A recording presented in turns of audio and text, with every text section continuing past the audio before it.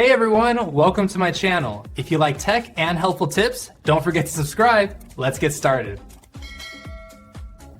Removing polyurethane can seem daunting, but with the right approach and safety precautions, it's a manageable task for any DIY enthusiast. Before you begin, prioritize safety.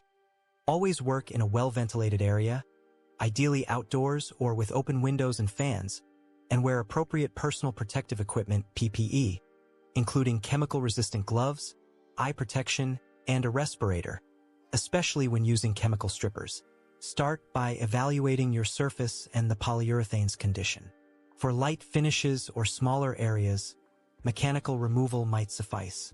This involves sanding, starting with a coarser grit like 80 or 100 to break through the finish, then progressing to finer grits like 120 and 150 to smooth the surface. Use an orbital sander for flat areas and sanding blocks or hand sanding for intricate details. Scraping with a sharp paint scraper can also effectively remove loose or thick polyurethane, but be cautious not to gouge the underlying material.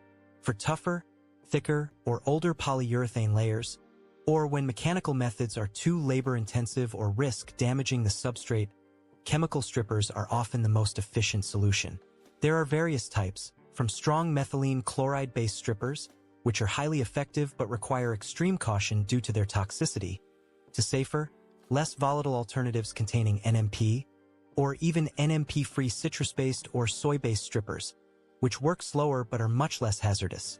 Always read the product instructions thoroughly. Apply a thick, even coat of the chemical stripper using a natural bristle brush, ensuring the entire surface is covered. Do not brush back and forth excessively. Simply lay it on. Allow the stripper to dwell for the time recommended by the manufacturer, typically 15 to 30 minutes, or until the polyurethane begins to bubble and soften. You might need to reapply in some areas if the stripper dries out or if the finish is particularly stubborn. Once the polyurethane is softened, use a plastic or dull metal scraper to gently lift and remove the loosened finish. For intricate areas, a putty knife, dental pick, or even steel wool can be effective. Scrape in the direction of the wood grain to minimize damage. Collect the removed sludge in a metal container lined with newspaper or cardboard for proper disposal, as it will contain hazardous chemicals. After removing the bulk of the polyurethane, you'll likely have some residue. Wipe the surface down with mineral spirits, denatured alcohol, or the recommended solvent by the stripper manufacturer to clean off any remaining stripper and finish. For water-based strippers, a damp cloth might suffice. It's crucial to neutralize the surface if the stripper requires it, often with a water rinse or a specific neutralizing agent, to ensure no chemical residue interferes with your new finish.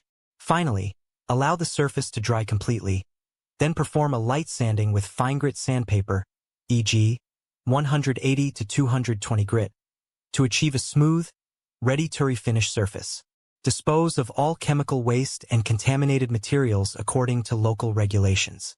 Thank you for watching, and please subscribe for more DIY tips.